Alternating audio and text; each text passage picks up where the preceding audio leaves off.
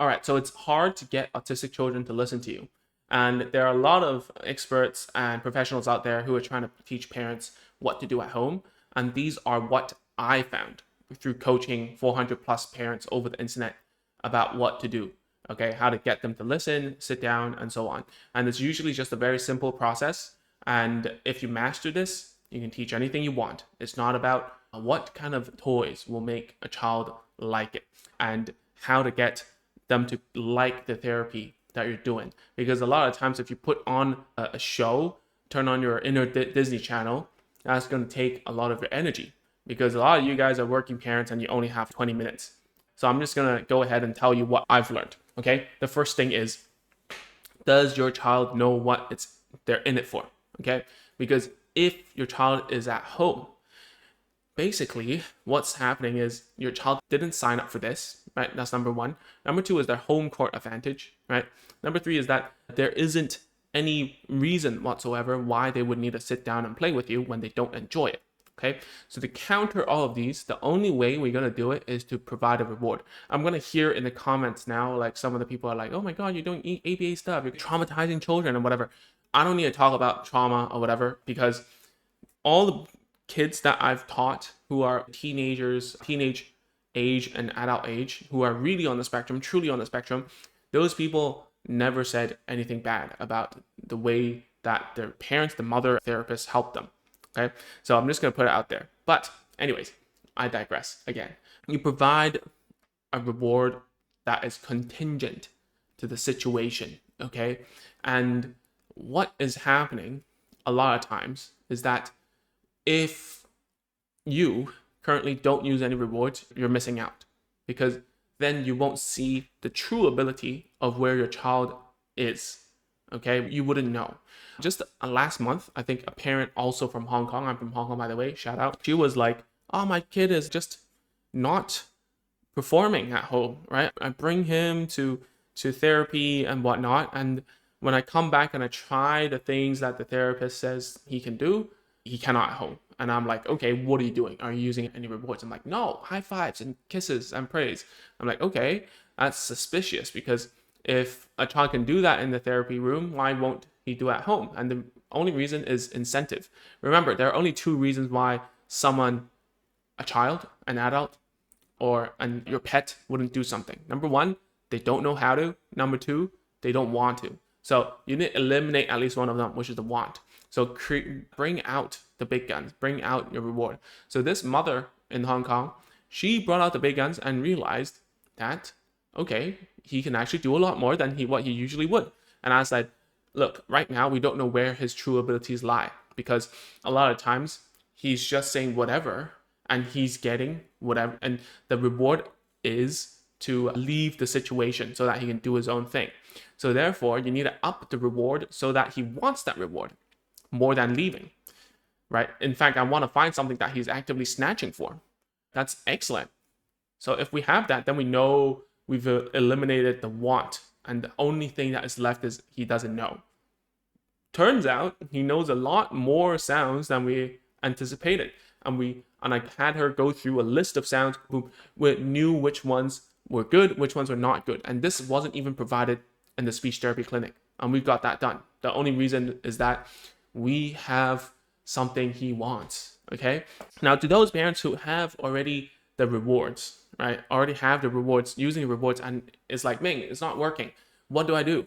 I can tell you, I can paint you a story. And if this resonates with you, it means that I've probably seen too many cases and that you've fallen into one trap, right? The trap is when you allow your child to whine, when you allow yourself to repeat yourself over and over again, and if you allow your child to leave the chair after he or she gets the reward, then what you're doing is that in between the very beginning of you asking your child to do something towards this side where he or she gets rewarded, the whole thing in between, the whole thing gets rewarded. Okay? And I always use that analogy of in a toxic relationship. And I'm not saying that you guys are in a toxic relationship. I just want you to understand. So both parties they like each other in a toxic relationship, right? But then in the middle, like when someone wants you to do something, your significant other wants you to do something, and then with the end result, right? In the middle, all the fighting, all the passive aggressiveness, everything gets rewarded when the end of the goal is successful, as someone gets their way, like do something together that was always the plan at the beginning. So then everything in between gets rewarded and reinforced, so to speak, on a behavioral psychology terminology, right? So what happens here is that we have to scrap the whole thing, right? And teach your child how to get the reward from the get-go. So first of all, get them to sit down, right? Use the thing to bribe them over. I know the word bribe sucks. I hate it as well, but it's the only way that parents would understand, okay? Bribe them over, get them to sit down, teach them, say the thing once that is within their pay grade, meaning they know how to do it, so that we eliminate the other reason for not doing something, which is I don't know how to. So if it's a no-brainer, I know how to do it, I want to do it, then their behavior must occur. There isn't any other external factor, internal factor that would actually make a child not do it if they want to do it and it's easy. Okay, so you didn't do something that is a no-brainer for them to do it, achieve the said goal, and then give them the reward. Okay, once you do that, don't let them go. All right, already prepare for the next thing, for the next reward that you're going to give him. And then as he's eating, remember, he's eating, he's consuming media, he's using screen time, he's playing with a toy. Don't let him grab it and run off, because that also gets rewarded. Okay, the reward must always happen at the table. And then you're going to say, man, what if he's going to scream and shout? Remember, you're already preparing for the next reward, right? So you bring that up again. You bring up something else.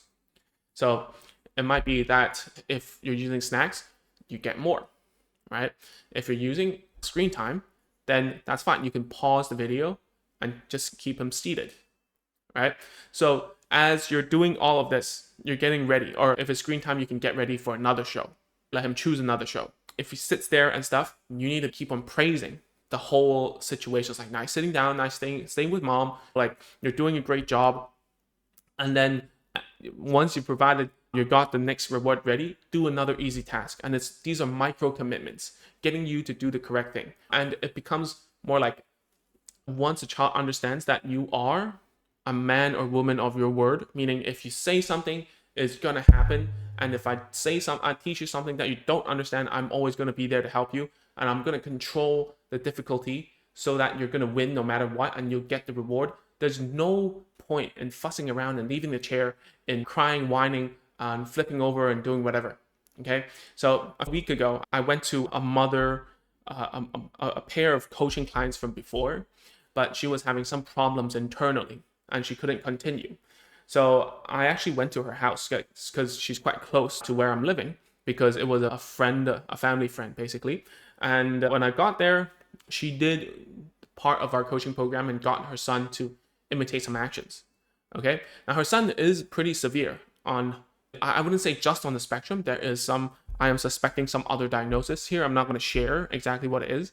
But when I did the activity, the routine, right, versus when the mother did the routine, and by the way, all this routine stuff, you can just watch it for free at agentsofspeech.com/course, right? We have a community of 15,000 parents now, and then we have all the courses that we used to sell, all free for you to watch and learn. Okay, so the routine that I'm talking about comes straight out of a course called 0 to Words, teaching nonverbal children how to imitate, right? So when I did it, it was very different. The child was looking at me intentfully, waiting for my command, right?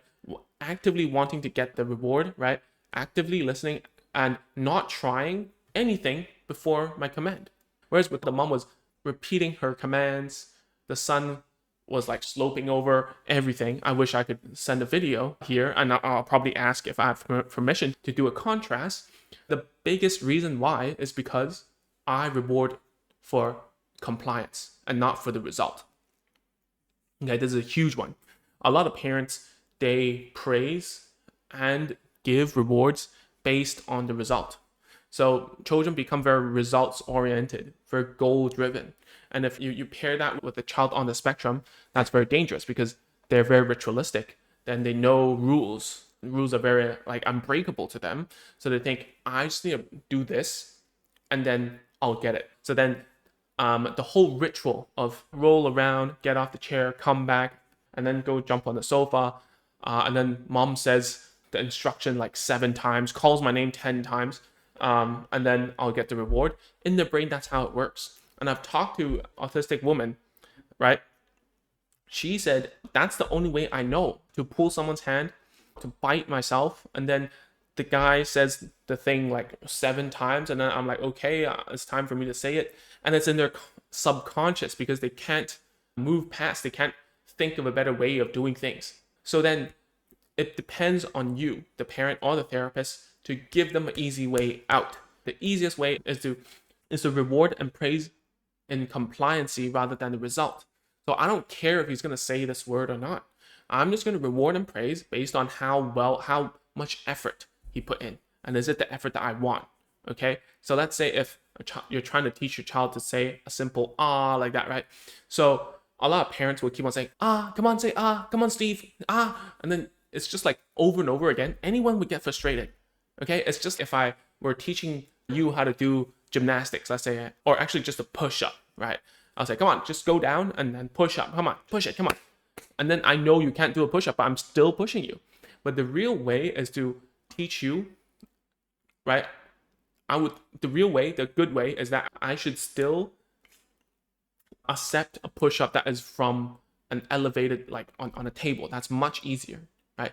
I should still accept that because you put in the effort in listening to me. Back to the ah, of which that is exactly the thing that we were teaching this child. And then when we go ah, I accepted that he only opened his mouth, like an open mouth, right?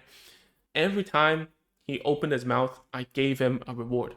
And then every time so then he would intentfully look at me to see what kind of prompts and cues I would give him. He wanted to depend on me to teach him something. Just as if you went to a personal trainer that taught you to do an exercise progressively and not straight to a backflip or like hanging from bars or doing a muscle up, or if you know what that is, right? So that's how it is. If you want someone to comply, want the behavior to be good, you have to make sure what your child knows what they're in for, number one. Number two is that, have you made the process super easy? Have you given them rewards? Okay. Number three is that you're rewarding and praising based on compliance and not the result.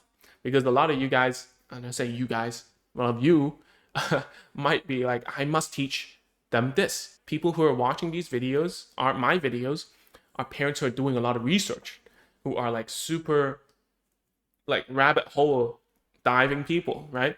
So I'm happy you're watching this. It means you want to learn, but being so goal orientated will actually hurt the relationship between you and your child, especially if they're on a spectrum. Because if you're optimizing for that result, you're for a child to speak, you're not optimizing for the relationship because you want to become a person that your child says yes to. Because later on, you're going to have to teach them something much harder from an ah. It might be like a whole story, my friend. It might be like teaching a speech sound that he or she cannot do, like a L or R, which is super hard. And people would give up. I had children who would smack their parents when they tried to teach something. So if you want that, you need to start off with something that's easy, which is a straight line towards getting the reward without all the drama in between. All right. Once you have that, you have an easy task. You provide a prompt and a cue that is a no-brainer, as a micro commitment, then it's going to work. So I'm going to close off this video real quick, but I want to give you a last example. Most of you who are watching, you're probably a woman, 70 to 80% on the YouTube channels. So if you went into Sephora, if you didn't know what you wanted to buy, and the salesperson came over and gave you a bunch of testers, right? That's what usually happens, right? If they didn't do that, what would be the chance of you actually buying something? I think that would be really low, okay? So why do they do that? It's because they're giving micro commitments. They're rewarding that behavior. They're putting it on you and say, it smells nice, it looks good, this color suits you, and then making it as easy as a process as possible. And this is exactly what you should be doing with your child. Sample what they want, give them what they want, make the whole process a no-brainer. All right. Once it's a no-brainer, you have the attention and stuff, make the big ass, say, Okay, you want this? You want the whole pack? I don't know what happens in Sephora. Usually I just wait outside. So make the big ask. Get them to do what you were optimizing for. It might be speech, it might be language, it might be behavior, it might be potty training. Doesn't matter. Make it easy, make it attainable, reward according to compliance, meaning they're listening to you instead of the result, and you will see a much more obedient child. Okay, that's all for today. Thank you for tuning in. And if you haven't, please go to agentsofspeech.com/course. We have a bunch of free courses, especially in the behavioral workshop, where I go through the reasons for bad behavior, how to counter them one by one. It's super intuitive. I think it's one of the best workshops I've ever done, and not to toot my own horn, because a lot of times professionals tend to use really difficult words to describe daily events. Go ahead, watch that. It will make your life a lot better if you can know that knowledge and then think about how to put that into practice in everyday life. Okay, that's all for today. Have a good one, and I'll see you in the next video. Bye-bye.